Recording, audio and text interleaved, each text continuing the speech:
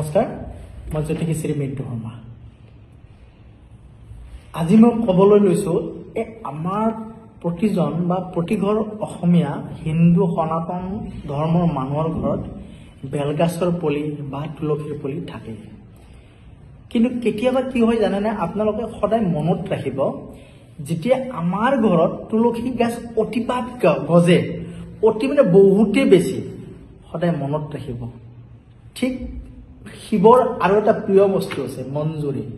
তুলসীৰ যিটো ফুল বা ফল, সেইটোক মঞ্জুৰি বুলি কোৱা হয়। সেইটো যদি আমি শিৱ দেৱতাক যদি প্ৰতি সোমবাৰে যদি অৰ্পণ কৰোঁ, তেতিয়াহ'লে আমাৰ জীৱনৰ যিবিলাক অশান্তি সেইবিলাক দূৰ হয়।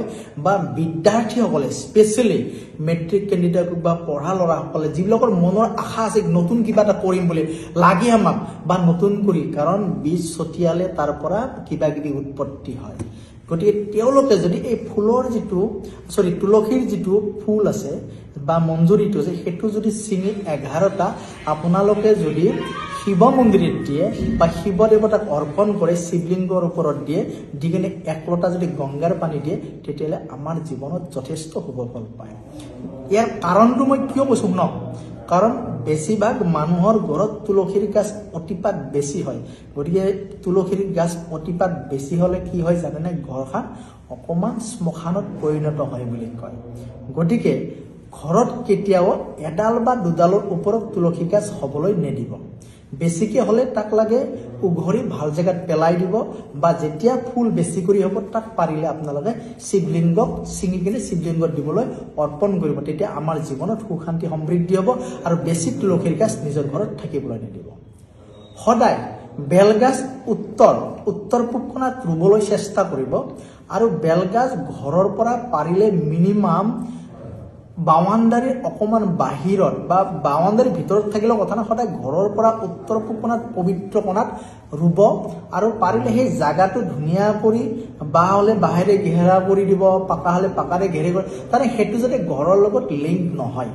আৰু সদায় বেলৰ গুড় পৰিষ্কাৰ কৰি ৰাখিব।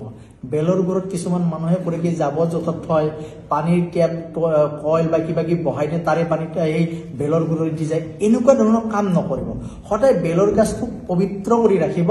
আৰু বেলৰ গুড়ৰ গুড়টো কেতিয়াও লেতেৰা হ'ব নিদিব, বা আমাৰ টিউবৱেলৰ পানী বা আমাৰ ঘৰৰ পানী বা আমি কেতিয়াবা যেতিয়া ৰাতিপুৱা ঝাৰু দিওঁ বা চোতাল সাৰো, তাৰে যাতে যিটো বানি বুলি যাতে তাত নালাগে, এনেকুৱা ধৰণৰ এটা পবিত্ৰ জেগাত বেলগাছ ৰুব। আৰু ঘৰত সদায় মনত ৰাখিব, বেছিভাগ মানুহে কিছুমান মানুহ বা প্ৰায় বাস্তু চাব গ'লে দেখোঁ যে কিছুমানৰ ঘৰত 2ডাল 3ডাল 5ডাল বেলগাছ। পাৰিলে সদায় যদি কেতিয়াবা বেলগাছ থাকিলেতো পলি উৎপত্তি হ'বই। গতিকে বেছি যেতিয়া পলিবোৰ হয়, সেইবিলাক পলি আপোনালোকে তুলি নি কাৰোবাক মন্দিৰত দি থৈ আহিব, নহ'লে কোনোবা কাৰোবাৰতো ইচ্ছা যে মই বেলৰ পুলি এটা ৰুম, তেনেকুৱা মানুহক আপোনালোকে দি দিব।